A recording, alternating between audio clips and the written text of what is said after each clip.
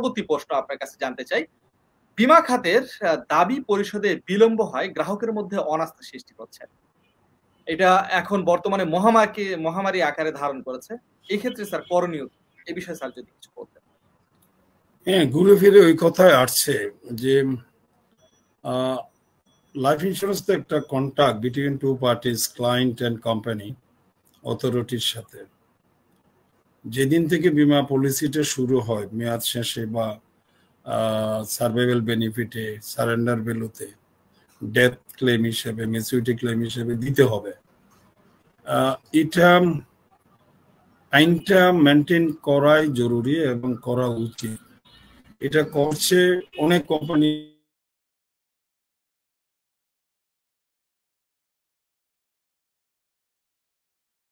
কোথায় আসছে আলোচনা হওয়ার জন্য আইডিআর এর আইন মানা জোরালো ভূমিকাটা যদি হয় তাহলে কোম্পানিগুলো ক্লেম সেটেল করতে হবে এবং করা উচিত। কিছু কোম্পানির ফান্ড আছে কিন্তু এটা যে দিতে হবে এটা ভাবছে না। কিছু দায়িত্বরত কর্মকর্তা আছে তারাও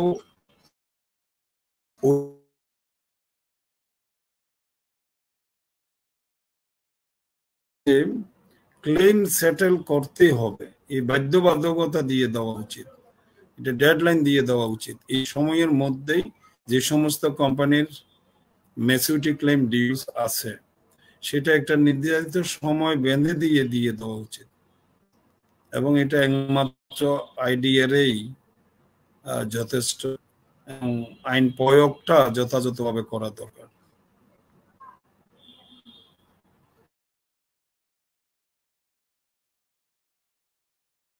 এবং এটা ওভারঅল ভালো কোম্পানিগুলোর জন্য একটা প্রতিবন্ধকতা হচ্ছে।